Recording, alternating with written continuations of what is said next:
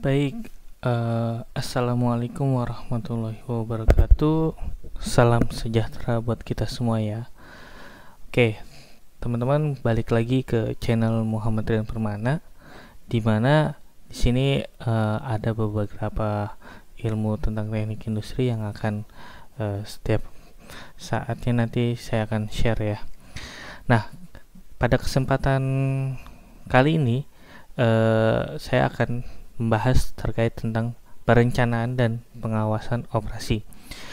Sebelum masuk ke sana, tonton terus, ikuti terus video dari channel YouTube ini. Jangan lupa di subscribe, di like, and comment ya. Baik teman-teman, kita langsung masuk saja ke materinya. Nah, di sini adalah perencanaan dan pengawasan operasi.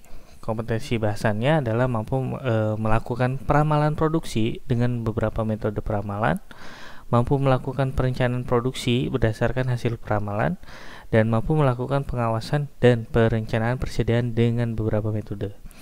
Baik ya, di sini ada perencanaan dan pengawasan operasi.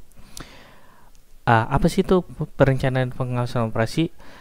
Di sini kita melakukan pendekatan dengan aktivitas utama dari sistem produksi adalah perencanaan dan pengawasan operasi. Jadi sebelum kita masuk ke namanya sistem produksi, kita harus melakukan perencanaan dan pengawasan operasi tersebut. Di mana sistem produksi adalah suatu aktivitas untuk mengatur untuk mengatur penggunaan sumber daya atau resources yang ada dalam proses pembuatan produk atau barang ataupun jasa yang bermanfaat dengan melakukan optimasi terhadap tujuan perusahaan. Baik.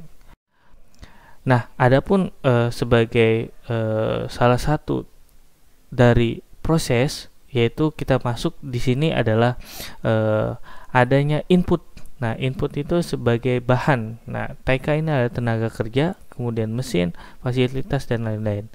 Dan ditransformasikan atau melalui proses, yaitu proses transformasi atau perubahan, dan nanti outputnya akan menjadi produk atau jasa ya. Kemudian kegiatan perencanaan dan pengawasan operasi. Adapun yang akan nanti dibahas adalah lebih pada ke peramalan ya. Yang pertama adalah peramalan, pemikiran atau estimasi tingkat permintaan suatu produk untuk periode yang akan datang berdasarkan data penjualan masa lampau yang dianalisis dengan cara tertentu. Yang kedua adalah perencanaan operasi atau produksi. Itu digunakan untuk mengetahui jumlah barang yang harus diproduksi dengan didasarkan pada hasil peramalan dan persediaan yang ada. Ini juga merupakan pegangan untuk merancang jadwal produksi. Oke. Pengawasan dan perencanaan persediaan. Nah, persediaan ini adalah sumber daya menganggur atau idle resource yang mengganggu proses lebih lanjut. Kemudian berupa kegiatan produksi pada sistem manufaktur, kegiatan pemasaran pada sistem distribusi, atau kegiatan konsumsi pada sistem rumah tangga. Oke, persediaan ini digunakan untuk mempermudah atau memperlancar jalannya operasi perusahaan yang dilakukan berturut-turut untuk memproduksi barang untuk dipasarkan pada konsumen. Oke ya. Kemudian materi requirement planning atau istilahnya MRP ya. Di sini MRP itu adalah prosedur logis untuk aturan keputusan dan teknik pencatatan yang terkomputerisasi yang dirancang untuk menerjemahkan jadwal induk produksi atau MPS Master Production Schedule menjadi kebutuhan bersih atau net requirement material untuk semua item komponen produk. Yang kelima adalah line balancing atau keseimbangan lintasan. Nah, upaya untuk meminimumkan keseimbangan di antara mesin-mesin untuk mendapatkan waktu yang sama di setiap stasiun kerja sesuai dengan kesempatan produksi yang diinginkan. Itu adalah line balancing. Kemudian konsep selanjutnya itu adalah konsep just in time. Just in time ini adalah memproduksi output yang diperlukan pada waktu yang dibutuhkan dalam jumlah sesuai dengan kebutuhan pada setiap tahap proses dalam sistem produksi dengan cara yang paling ekonomis dan efisien. Oke. Kita masuk ke metode peramalan. Nah, peramalan ini atau istilahnya dengan forecast, di mana ada beberapa metode. Yang pertama adalah peramalan subjektif. Nah, peramalan subjektif ini adalah menekankan pada keputusan-keputusan hasil diskusi, pendapat pribadi, dan institusi. Metode DLP ini adalah peramalan yang didasarkan pada keputusan bersama dari suatu grup yang terdiri dari para ahli yang berbeda. Kemudian ada metode penelitian pasar. Metode ini menganalisa fakta secara sistematis pada bidang yang berhubungan dengan pemasaran atau teknik survei konsumen. Biasanya disebut dengan kuesioner. Ya. Oke, yang kedua adalah peramalan secara objektif. Nah, di mana prosedur peramalan yang mengikuti aturan-aturan matematis dan statistik. Ada metode instristik, di mana peramalan yang hanya berdasarkan proyek permintaan histori tanpa mempertimbangkan fakta-faktor eksternal yang mungkin mempengaruhi besarnya permintaan. Oke, kita bisa lihat di sini untuk peramalan jangka pendek kita melakukan analisis deret waktu atau time series, dan ekstrinsik itu kita mempertimbangkan faktor-faktor eksternal yang mungkin mempengaruhi besarnya permintaan di masa datang. Oke, nah adapun peramalan jangka panjang itu dikarenakan adalah menunjuk hubungan sebab akibat, disebut dengan metode kausal, metode regresi. Ya, kita masuk ke regresi linear. Nah, dalam metode regresi linear, pola hubungan antara suatu variabel yang mempengaruhi dapat dinyatakan dengan suatu garis lurus. Nah, persamaan regresi linear dapat dinyatakan sebagai berikut. Di sini Y sama dengan A plus BX. Hubungan antara suatunya itu kita bisa lihat ya. Di sini kalau untuk mencari nilai A itu sama dengan sigma Y dikurang B dikali sigma X per N. Kemudian B di sini N dikali dengan sigma X Y min sigma X dikali sigma Y per N sigma X kuadrat min sigma X dikuadratkan, di mana Y adalah besarnya nilai yang diramal, kemudian A adalah nilai tren pada periode dasar, dan B adalah tingkat perkembangan nilai yang diramal. X adalah unit tahun yang dihitung dari periode dasar. Oke. Nah, kita masuk ke dalam contohnya ya. Di sini adalah data penjualan pada PT ABC seperti pada gambar berikut. Kemudian kita perusahaan ingin meramalkan penjualan periode tersebut dari periode 11, 12, 13, 14 sampai dengan 15. Ini adalah data penjualannya. Kemudian ini adalah periodenya. Nah, data penjualan kita bisa lambangkan sebagai nilai Y. Kemudian periode kita bisa lambangkan nilai X. Nah, maka di sini kita harus mencari sigma Y-nya. Nah, sigma Y-nya ini kita totalkan secara keseluruhan, hasilnya di sini 455. Kemudian sigma X kita totalkan, di sini hasilnya 55. Kemudian kita masuk ke sini X kuadrat. Nah, X-nya dikuadratkan, contohnya ya, di sini 1 dikuadratkan menjadi 1, kemudian 2 dikuadratkan menjadi 4, dan seterusnya. Kemudian setelah itu kita totalkan.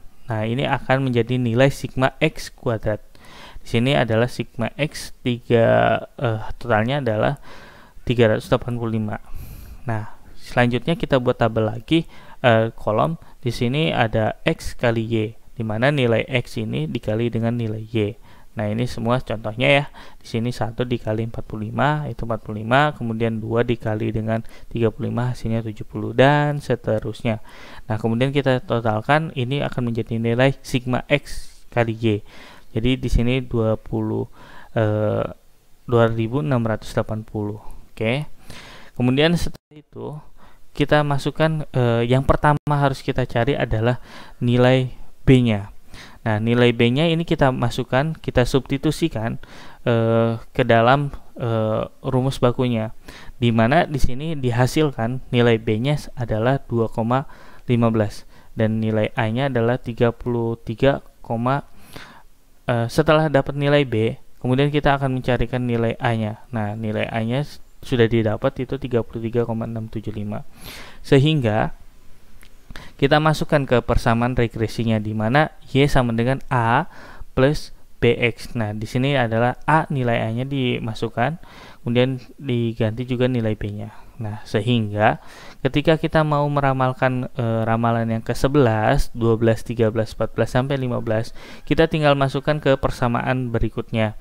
Jadi di sini Y sama dengan 33,675 ditambah 2,15. Nah, nilai X-nya ini diganti dengan nilai 11 sehingga didapatkan hasil 57,325 dan seterusnya sampai dengan ramalan ke-15. Oke. Kemudian selanjutnya adalah rata-rata bergerak tunggal, atau tujuan utama dari penggunaan metode rata-rata bergerak adalah untuk menghilangkan atau mengurangi acakan randomness dalam deret waktu. Nah, ini adalah rumus ya yang digunakan, di mana di sini F dalam kurung T ditambah I itu adalah peramalan pada periode T plus 1, dan XI adalah nilai aktual dan T adalah periode rata-rata yang bergerak. Baik, kita langsung masuk ke contohnya ya. Di sini kita bisa lihat pada bulan 1 sampai dengan bulan 12 ada data yang tersaji di monitor sini. Nah, di sini kita bisa lihat bahwa data 1 sampai dengan data 12 ini mempunyai nilai ya datanya. Nah, kita kalau mau lihat cara bergerak 3 bulan, berarti artinya di sini pada bulan keempat nilainya ini langsung keluar karena bergerak 3 bulan. Nah, didapat dari sini kita rata-ratakan. Jadi di sini pada bulan pertama, kedua, dan ketiga kita rata-ratakan, hasilnya adalah 372.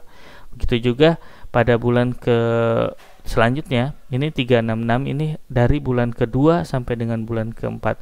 Jadi rata-rata yang bergerak 3 bulanan itu bisa diambil per 3 bulan. Nah, itu diambil rata-ratanya, sehingga kita bisa tahu nanti akan bergerak rata-rata bulanan pada periode yang lainnya. Nah, kemudian selanjutnya kalau misalkan rata-rata yang bergerak pada 5 bulanan, nah ini kita bisa lihat aja yang bergerak untuk per 5 bulan. Nah, mulai dari bulan 1 sampai dengan bulan 5 ini bergerak rata-ratanya. Nah, kita tinggal average atau kita rata-ratakan dari bulan 1 sampai dengan bulan 5. Ini hasilnya ada 381,8 dan seterusnya ya sampai dengan bulan ke-12. Baik. Nah, kemudian kita akan masuk ke perencanaan operasi atau produksi, di mana digunakan untuk mengetahui jumlah barang atau produk yang harus diproduksi dengan didasarkan pada hasil peramalan atau persediaan yang ada. Juga ini mempengaruhi pegangan untuk merancang jadwal produksi. Nah, ini kita bisa lihat fungsi lainnya. Yang pertama adalah menjamin rencana penjualan dan rencana produksi konsisten terhadap rencana strategi perusahaan. Yang kedua adalah menjamin kemampuan produksi konsisten terhadap rencana produksi. Oke, sebagai alat monitor juga hasil produksi aktual terhadap rencana produksi. Mengatur persediaan produk, jadi untuk mencapai target produksi dan rencana produksinya. Dan mengarahkan, menyusun dan pelaksanaan jadwal induk produksi. Oke. Untuk melakukan perencanaan produksi dapat dilakukan dengan beberapa strategi, di mana di sini yang pertama adalah dengan pengendalian persediaan, dilakukan pada saat kapasitas produksi di bawah permintaan dan digunakan pada saat di atas kapasitas produksi, dengan mengendalikan jumlah tenaga kerja sesuai dengan laju produksi yang diinginkan. Kemudian mengadakan subkontrak untuk menaikkan kapasitas pada saat kita perusahaan dalam keadaan sibuk, atau yang terakhir adalah mempengaruhi permintaan atau potongan harga, pemberian dan layanan-layanan khusus. Oke. Nah, adapun untuk perencanaan operasi dapat diklasifikasikan menjadi 2 metode. Yang pertama adalah metode kualitatif, di mana rasio persediaan, konsensus manajemen, grafik, dan lain-lain. Yang kedua adalah metode kuantitatif dengan metode heuristik, model matematik, simulasi, dan lain-lainnya. Oke, di sini ada pengawasan dan perencanaan persediaan. Fungsi utama persediaan ya pertama ya sebagai penyangga atau penghubung antara proses dan distribusi untuk memperoleh efisiensi. Sebagai stabilisator atau harga terhadap fluktuasi produksi permintaan. Oke.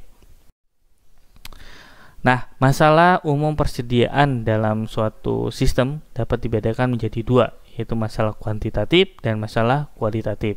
Oke, masalah kuantitatif ini semua hal yang berhubungan dengan penentuan kebijakan persediaan. Nah, ini kita bisa lihat contohnya, ada beberapa jumlah barang yang akan dipesan, kapan pemesanan yang harus dilakukan, berapa jumlah persediaan pengamanan, metode pengendalian dan persediaan yang paling tepat.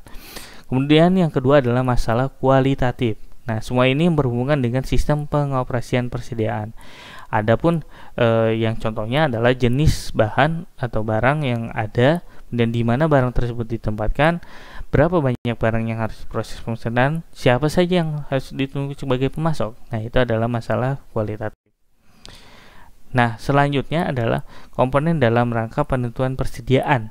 Yang pertama adalah biaya pembelian, kedua adalah biaya pengadaan. Di sini adalah purchasing cost atau kita lambang dengan C. Kemudian yang kedua adalah biaya pengadaan atau procurement cost. Sini biasanya dilambangkan dengan ordering cost atau K. Oke. Ada biaya persiapan atau setup. Di sini ada semua pengeluaran yang timbul akibat persiapan produksi suatu barang.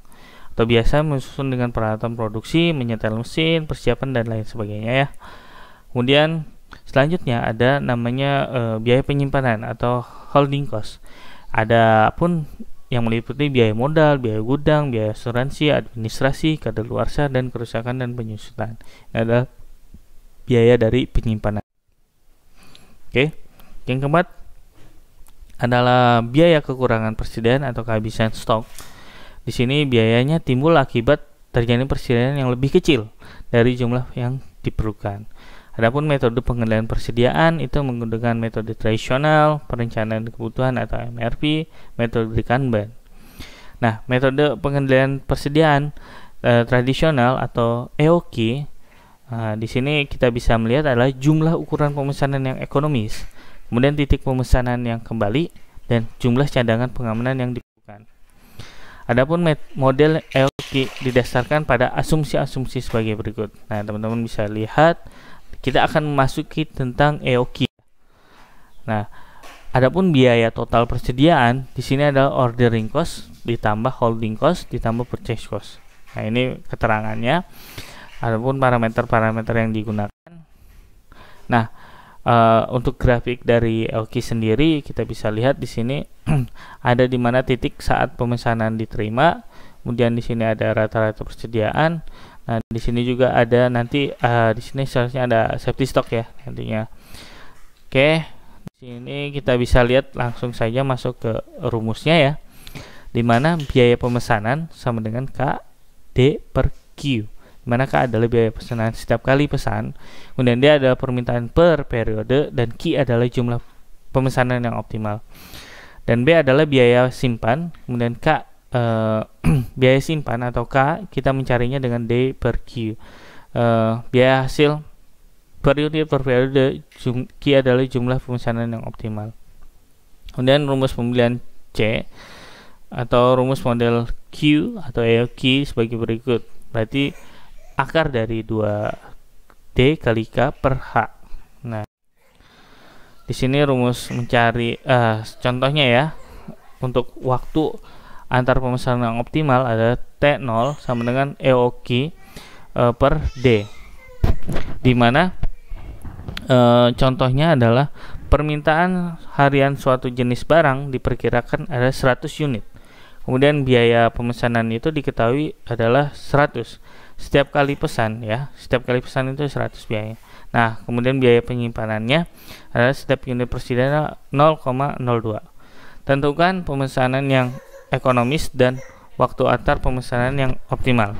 Nah, oke, diketahui di sini D sama dengan adalah 100 unit per hari dan K adalah 100 rupiah per pesan dan H adalah 0,0 rupiah per unit per hari. Oke, bisa lihat rumusnya. Untuk menentukan jumlah pemesanan yang ekonomis itu adalah EOQ, di mana di sini akar dari 2DK per H. Kalian di sini akar dari 2 dikali 100 dikali 100 dibagi dengan 0,02. Nah, akhirnya jumlah pemesanan yang paling ekonomis adalah di 1000 unit. Kemudian waktu antar pesan. Nah, waktu antar pesan itu kita bisa lihat di sini T0 sama dengan EOQ per D. Di mana di sini adalah 1000 dibagi 100, artinya 10 hari. Nah, ini waktu antar pemesanannya jangkanya 10 hari. Jadi ketika sudah habis 10 hari kita pesan gitu kan. Nah, itu adalah dari EOQ. Oke, baik. Terima kasih teman-teman semua yang sudah menyaksikan video ini. Semoga video ini bisa bermanfaat. Mungkin banyak kata-kata atau yang kurang tepat atau salah, saya mohon maaf. Mudah-mudahan dalam video kali ini bisa menambah ilmu untuk kita semua. Kurang lebihnya saya akhiri. Jangan lupa di like and subscribe ya untuk kita mengikuti video-video selanjutnya. Terus dukung di channel YouTube ini. Kurang lebihnya saya mohon maaf. Saya akhiri. Wassalamualaikum warahmatullahi wabarakatuh.